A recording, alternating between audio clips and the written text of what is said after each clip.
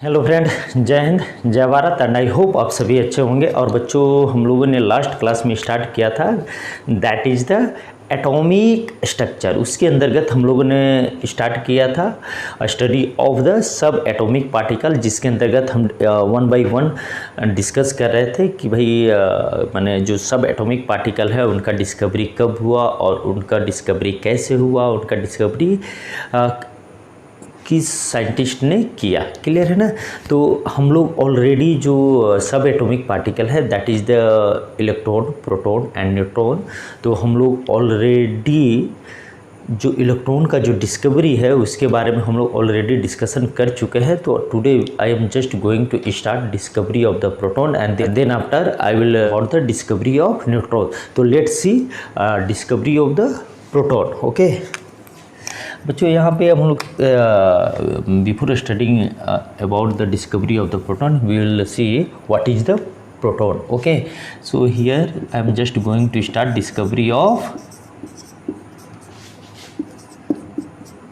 Proton और protons. Okay, अब यहाँ पे हम समझते हैं कि भाई ये प्रोटॉन है क्या। क्लियर है। तो पहले हम इसके नेम पे ही चलते हैं। ये ग्रीक वर्ड है। अगर हम इसको ट्रांसलेट करते हैं बच्चों तो इसका मतलब है फर्स्ट या टू बी फर्स्ट।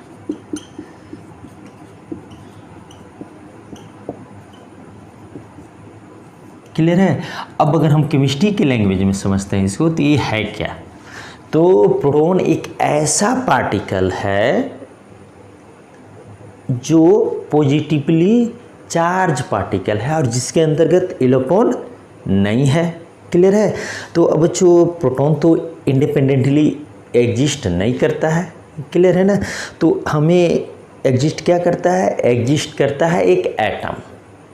तो हमें एक ऐसा एटम ढूंढना है जिसमें से हम बहुत इजी वे में उस एटम से इलेक्ट्रॉन को हम बाहर कर चुके। तो सिर्फ उसके अंदर क्या बचेंगे, उस एटम के अंदर, उस एटम के अंदर अगर हम इलेक्ट्रिकली निगेटिवली चार्ज पार्टिकल को अगर रिमूव कर दें तो फिर क्या बचेंगे बच्चों, electrically positively charge particle. Clear है। तो हम उसी को क्या बोलेंगे बच्चों, हम उसी को बोलेंगे प्रोटॉन। क्लियर है। तो जैसा कि हम सब जानते हैं कि जो हाइड्रोजन एटम है, क्लियर है, अगर हम एटॉमिक नंबर की रिस्पेक्ट में बात करें तो एटॉमिक नंबर कितना होता है बच्चों, एटॉमिक नंबर को हम कैसे रिप्रेजेंट करते हैं, जेड से रिप्रेजेंट करते हैं। तो Z of H equal to 1। Clear है। अभी हम इतना समझते हैं, ठीक है ना। तो यहाँ पे 1 है तो आगे 1 है। क्लियर है। अब इसका मतलब क्या हुआ बच्चों, आज के डेट में हम क्या जानते हैं कि atomic number equal to number of protons equal to number of electron. Clear है। तो इस रिस्पेक्ट में ये किसके लिए बच्चों, ये है न्यूट्रल एटम के लिए आज के डेट में हम जानते हैं। बट हम लोग डिस्कवरी ऑफ प्रोटॉन पढ़ रहे हैं and discovery of electron already पढ़ चुके हैं and today we will also study about the discovery of neutron. Clear है। तो ये हुआ। अब यहाँ पे बच्चों देखो, अगर ये हाइड्रोजन एटम है, यह न्यूक्लियस है, जैसा कि हम आज के डेट में जो जानते हैं कि भाई ये न्यूक्लियस है। क्लियर है। इसमें क्या होते हैं बच्चों, इसमें होते हैं प्रोटॉन प्लस न्यूट्रॉन। क्लियर है। और इसके जो आउटर जो सेल होते हैं या ऑर्बिट होते हैं उसमें क्या होता है बच्चों, उसमें होता है इलेक्ट्रॉन। क्लियर है। तो अब हमें एक ऐसा एलिमेंट और एक ऐसा एटम ढूंढना है जिससे हम जितने भी उस एटम में जो इलेक्ट्रॉन हैं उसको हम अगर रिमूव कर दें तो वहाँ पे सिर्फ क्या बचेंगे बच्चे, वहाँ पे बचेंगे पॉजिटिवली चार्ज पार्टिकल। और उसी पॉजिटिवली चार्ज पार्टिकल को विदाउट एनी इलेक्ट्रॉन हम उसे क्या बोलेंगे, प्रोटॉन बोलेंगे। क्लियर है। तो अब इसी से यहाँ से अगर मैं इलेक्ट्रॉन को रिमूव कर दूँ तो यहाँ पे सिर्फ क्या बचेंगे बच्चों, यहाँ पे जो ये न्यूक्लियस है तो ये जो आउटर ऑर्बिट था ये न्यूक्लियस है। तो इससे हम लोगों ने क्या रिमूव कर दिया, इससे हम लोगों ने इलेक्ट्रॉन को रिमूव कर दिया। तो ये पूरी एटम में क्या बच्चा, इस पूरे एटम में C4 बच्चा ए न्यूक्लियस। क्लियर है। अब न्यूक्लियस के अंदर जो पार्टिकल हैं that is the proton and neutron, तो वो बच्चा क्लियर है। तो चूंकि हम लोग हम लोग डिस्कवरी ऑफ प्रोटॉन पढ़ रहे हैं, तो we will only focus on the proton. Okay, तो इसी हाइड्रोजन एटम को, जिसे हाइड्रोजन एटम है -1 इलेक्ट्रॉन इक्वल टू क्या बच्चा बच्चों, H+, ठीक है ना। तो इसी हाइड्रोजन, या तो हम इसको दो तरीके से बोल सकते हैं, कैसे बोल सकते हैं, या तो हम इसको बोल सकते हैं क्योंकि आयन है तो इसको हम बोल सकते हैं हाइड्रोजन आयन। और चूंकि एक हाइड्रोजन एटम से उसके जो इलेक्ट्रॉन्स थे, जितने भी इलेक्ट्रॉन्स थे, चूंकि हाइड्रोजन एटम में एक ही इलेक्ट्रॉन है, तो विथ रिस्पेक्ट टू दैट, तो अगर हम इलेक्ट्रॉन को रिमूव कर दें तो क्या बचेगा बच्चों, वो हो जाएगा हाइड्रोजन। यहाँ पे देखो, तो अगर यहाँ से इलेक्ट्रॉन रिमूव कर दिए तो टोटल क्या बचा बच्चों, न्यूक्लियस बचा। तो that is the hydrogen nucleus. और इसी को हम लोग क्या बोलते हैं बच्चों, प्रोटॉन। क्लियर है। तो proton is nothing, it's a hydrogen ion और अ हाइड्रोजन न्यूक्लियस। क्लियर है। तो हमारा जो यहाँ पे टोटल जो आज का जो डिस्कशन होने वाला है या आज का जो स्टडी होने वाला है, वो one and only we are just going to focus on the hydrogen ion, और उससे रिलेटेड जो कॉन्सेप्ट है या उससे रिलेटेड जो डिस्कवरी है, उससे रिलेटेड जो थ्योरी है, हम इनडायरेक्ट वे में हम क्या करने जा रहे हैं बच्चों, हम करने जा रहे हैं कि एक जो प्रोटॉन है उसका हम इनडायरेक्ट वे में with respect to hydrogen nucleus, with respect to hydrogen ion, we are just going to discuss और स्टडी अबाउट दैट। ओके, तो let's see then further in chronological order how the proton has been discovered. Okay, so let's see, we will start discovery of proton. यहाँ तो देख लिया है कि भाई ये हाइड्रोजन आयन या हाइड्रोजन न्यूक्लियस ही प्रोटॉन है। क्लियर है। अब यहाँ पे हम देखते हैं कि भाई इसका डिस्कवरी कब हुआ, किसने किया। क्लियर है। तो बच्चों ये बात है कब की बात है, देखो अब यहाँ पे हमारा जितने भी जो फोकस होने वाले हैं वो कहाँ पे होने वाले हैं, वो हाइड्रोजन एटम और हाइड्रोजन आयंस और हाइड्रोजन न्यूक्लियस के आसपास ही हमारा जो डिस्कशन है वो कॉन्सेंट्रेट होने वाले हैं। क्लियर है। तो बच्चों बात थी कब की, बात है 1815।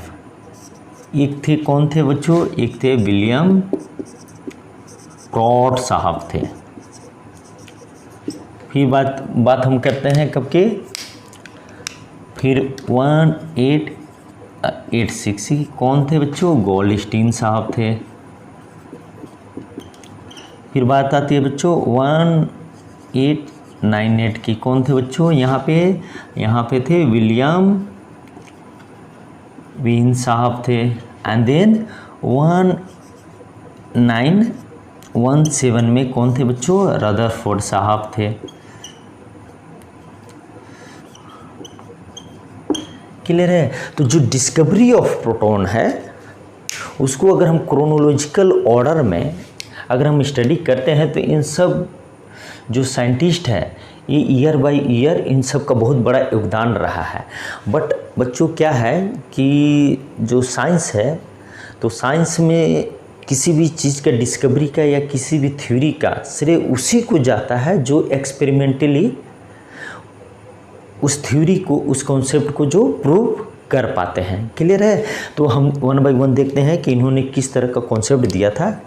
अब यहाँ पे देखो, जो विलियम टॉड साहब थे उन्होंने कॉन्सेप्ट क्या दिया, उन्होंने कॉन्सेप्ट दिया कि the concept of hydrogen like structure, clear है, is a constituent of all atoms, मतलब इनका कहने का मतलब था कि भाई ये एक ऐसा कॉन्सेप्ट है जिसमें जो हाइड्रोजन लाइक जो न्यूक्लियस है या हाइड्रोजन लाइक जो एटम है वो माने जितने भी जो एटम्स हैं या जितने भी जो एलिमेंट के जो एटम है उसका वो एक मिनिमम कंस्टिट्यूएंट होगा। मतलब in another way we can say कि जो अदर एटम हैं, जो अदर एलिमेंट के जो एटम हैं वो एटलीस्ट हाइड्रोजन लाइक एटम से मिलकर बने हैं। तो ये विलियम प्रॉड साहब ने कहा, that is also called the Prout hypothesis. Clear है ना।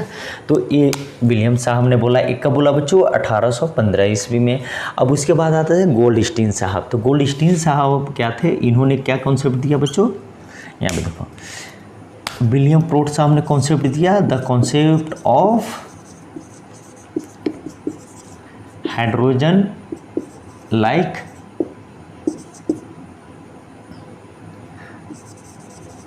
Atom is a constituent of all atoms। Clear है।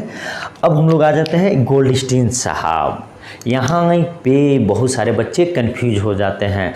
अब जब लोअर स्टैंडर्ड में होते हैं तो आपने वहाँ देखा होगा कि अगर कोई डिस्कवरी ऑफ प्रोटॉन की बातें करते हैं तो हम वहाँ पे हमें पढ़ाया जाता है कि डिस्कवरी ऑफ प्रोटॉन का श्रेय किनको जाता है, गोल्डस्टीन साहब को।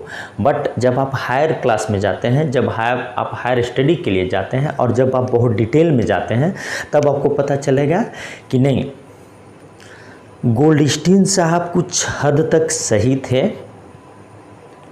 बट उनका जो एक्सपेरिमेंट था वो बहुत स्पेसिफिक, बहुत कॉन्सेंट्रेट कहीं एक पॉइंट पे नहीं हो पाया, जिसकी वजह से उन्होंने जो थ्योरी दिया या उनका जो एक्सप्लेनेशन था वो जो आज के डेट में जिस प्रोटॉन को हम जानते हैं उसको वो फुलफिल नहीं कर पाया। क्लियर है ना। तो लेट्स सी, तो जो गोल्डस्टीन साहब थे ये क्या किए थे बच्चों, आप यहाँ पे ध्यान दो, ये क्या किए थे, ये इन्होंने डिस्कवरी किया था किसका, पॉजिटिवली चार्ज पार्टिकल का डिस्कवर किया। बट तब तक जो कॉन्सेप्ट था प्रोटॉन का तब तक नहीं आया था। क्लियर है। पॉजिटिवली चार्ज पार्टिकल को इन्होंने डिस्कवर किया। कैसे डिस्कवर किया वो मैं बाद में अभी डिस्कस करूँगा। क्लियर है ना। तो यहाँ पे देखो पॉजिटिव, तो जिसे हम लोग क्या बोलते हैं बच्चों, कैनल रे या एनोड रे। सिंपली जिस एक्सपेरिमेंट को इन्होंने किया था तो इसको हम लोग कैनल रे एक्सपेरिमेंट भी बोल सकते हैं, एनोड रे एक्सपेरिमेंट भी बोल सकते हैं। क्लियर है।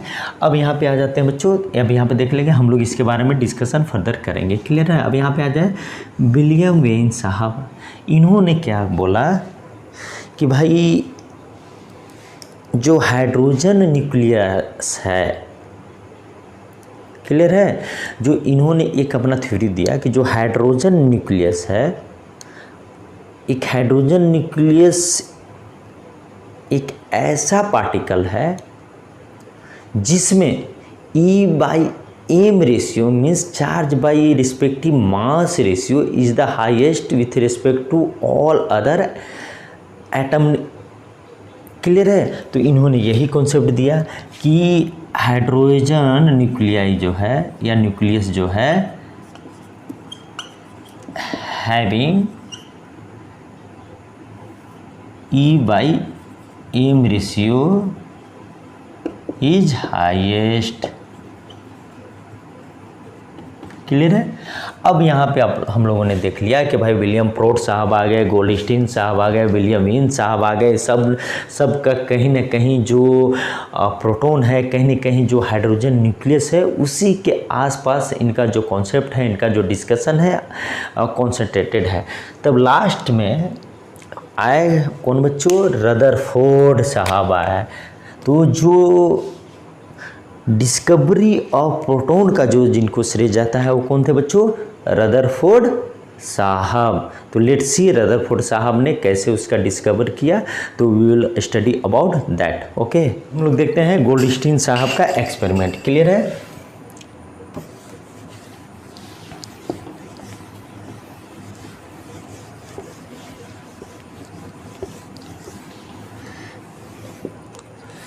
तो गोल्डस्टीन साहब ने क्या किया बच्चों,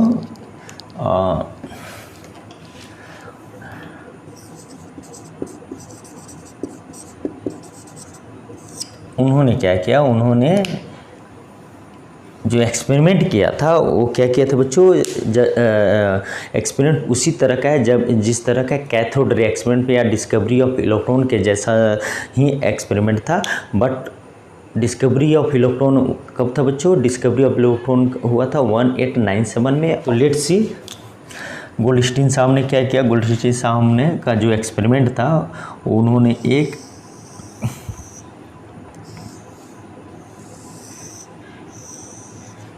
क्लियर है, उन्होंने क्या किया बच्चों, उन्होंने एक ग्लास डिस्चार्ज ट्यूब लिया। उस ग्लास डिस्चार्ज ट्यूब को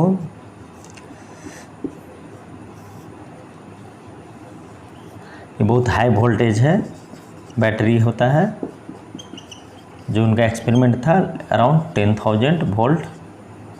क्लियर है, उन्होंने इतना वोल्ट का उन्होंने एक बैटरी को यूज किया एनर्जी सप्लाई के लिए, और इसको उन्होंने किससे कनेक्ट कर दिया बच्चों, ये है और ये है, दो मेटालिक रॉड से कनेक्ट किया। तो जो इसका जो पॉजिटिव टर्मिनल था, पॉजिटिव टर्मिनल से जिसको हम लोग कनेक्ट करते हैं मेटालिक रॉड को, उसको हम क्या बोलते हैं बच्चों, एनोड बोलते हैं। और जो निगेटिव टर्मिनल से जिस मेटालिक रॉड को कनेक्ट किया जाता है उसको क्या बोलते हैं बच्चों, कैथोड बोलते हैं। क्लियर है, और इसमें क्या था, इसमें उन्होंने गैस को भर दिया और इसको वैक्यूम से कनेक्ट कर दिया, मीन्स वैक्यूम पंप से। यहाँ क्या है बच्चों, वैक्यूम पंप। क्लियर है, तो ये उनका एक्सपेरिमेंट था। तो उन्होंने इसके अंतर्गत बहुत माने डिफरेंट टाइप के गैस यूज किया उन्होंने अपने ग्लास डिस्चार्ज ट्यूब में, और उस पर उन्होंने डिफरेंट एक्सपेरिमेंट जब किया तो उन्होंने देखा कि भाई यहाँ पे जो E/m रेशियो है हर बार डिफरेंट हो रहा है।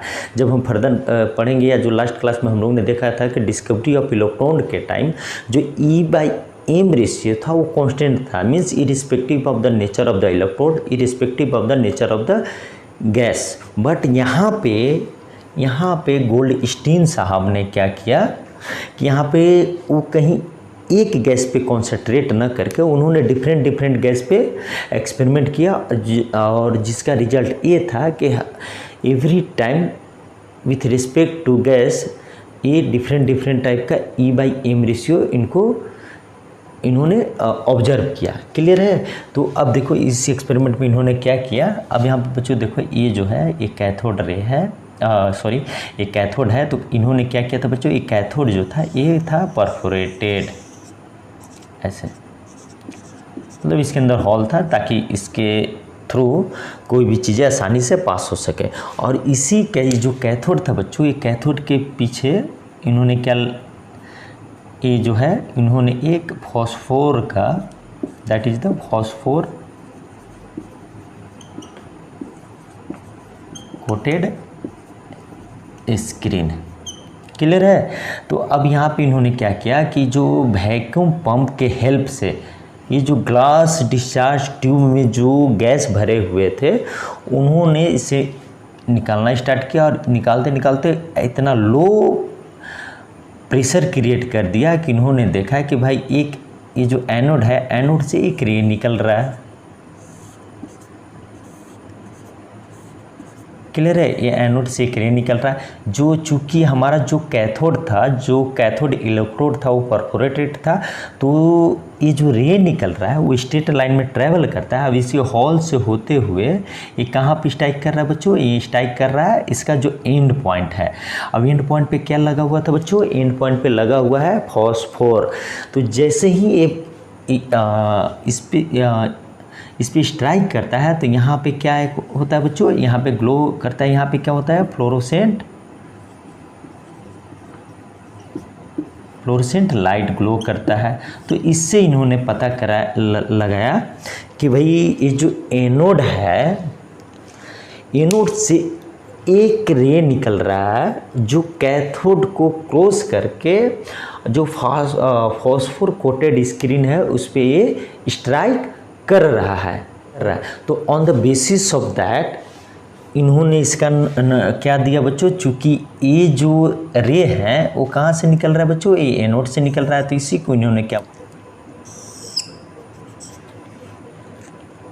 को इन्होंने बोला बच्चों एनोड रेज और कैनल रेज। क्लियर है। अब यहाँ पे तो इन्होंने फाइंड कर लिया। अब इसी रेज को बच्चों, जैसे ये रे है,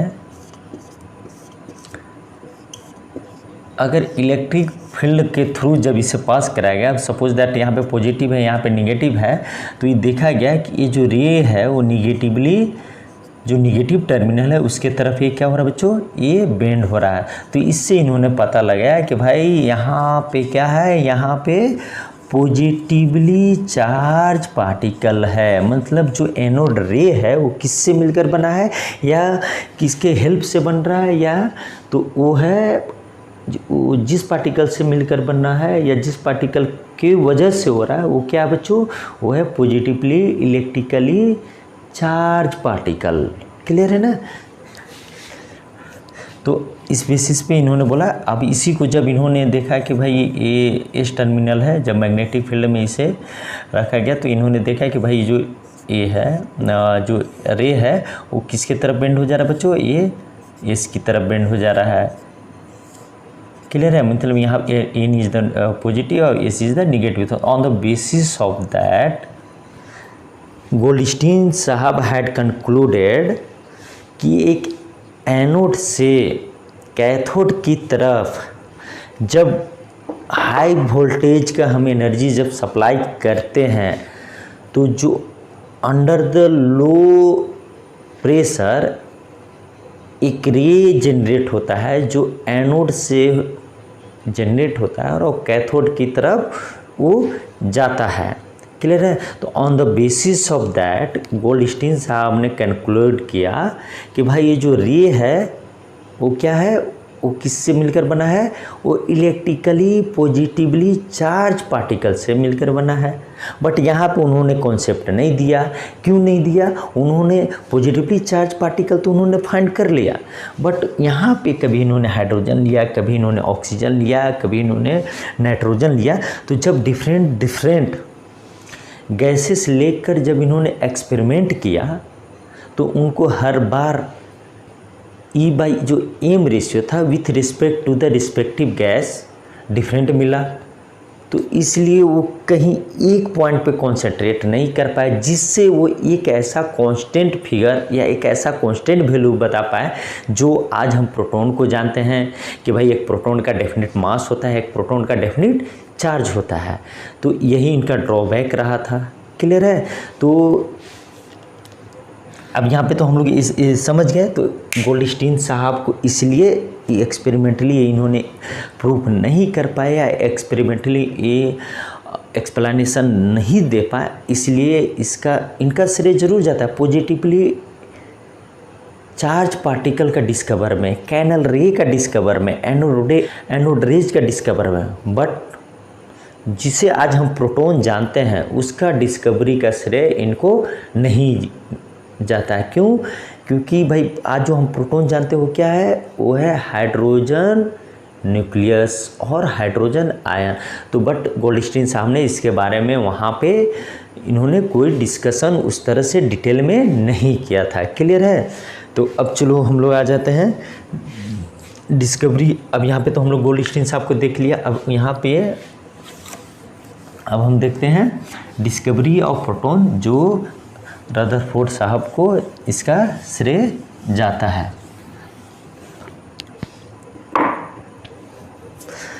जो रदरफोर्ड साहब थे उन्होंने जो विलियम प्रोट साहब का जो कॉन्सेप्ट था कि the concept of hydrogen like atom is the constituent of all atoms, इसी पे वो काम कर रहे थे। तो इसी पे उन्होंने जब वो काम कर रहे थे तो उन्होंने क्या किया कि भाई जो एक अल्फ़ा पार्टिकल था, अल्फ़ा पार्टिकल क्या होता है बच्चों, ये बेसिकली क्या होता है, ये होता है helium nucleus. Alpha particle is helium nucleus.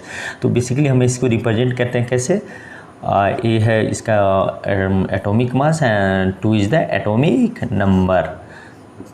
Clear है। तो जब इसको एयर में जब बम्बार्डमेंट कराया गया, या दूसरे वर्ड में हम बोल सकते हैं कि जब नाइट्रोजन के साथ बम्बार्डमेंट कराया गया, तो इन्होंने देखा कि भाई यहाँ पे दो चीज़ें जनरेट हो रही हैं। मतलब जब दो रिएक्टेंट को आपस में रिएक्शन कराया गया तो दो प्रोडक्ट बन रहे हैं। एक प्रोडक्ट जो जब हीलियम या अल्फ़ा पार्टिकल को, that is called the alpha particle, clear है। अल्फ़ा पार्टिकल को जब नाइट्रोजन के साथ जब बम्बार्डमेंट कराया गया तो इनको दो प्रोडक्ट मिले। क्या क्या मिले बच्चों, यहाँ पे इनको जो दो प्रोडक्ट मिले, एक उनको मिला हेवी ऑक्सीजन।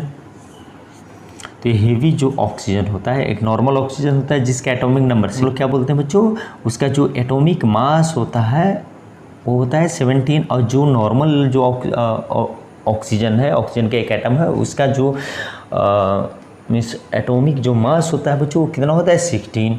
क्लियर है। अब यहाँ पे प्लस उन्हें क्या मिला H1 क्लियर है। अब यहाँ पे +1।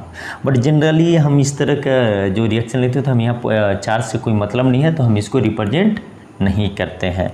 तो इस एक्सपेरिमेंट तो यहीं पे इन्होंने क्या फाइंड किया बच्चों, यहाँ पे इन्होंने देखा कि भाई ये जो चार्ज है इसी को इन्होंने क्या बोला बच्चों कि जब अल्फ़ा पार्टिकल का जब आइदर इन एयर और विथ नाइट्रोजन के साथ जब बम्बार्डमेंट कराया गया तो ये पाया गया कि भाई एक तो हमें हेवी ऑक्सीजन मिल रहा है और दूसरा हमें एक ऐसा पार्टिकल मिल रहा है,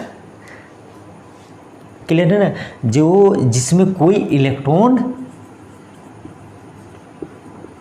नहीं है, मीन्स नो इलेक्ट्रॉन। तो इसी को इन्होंने क्या बोला बच्चों, इन्होंने बोला हाइड्रोजन न्यूक्लियस और हाइड्रोजन आयन और प्रोटॉन।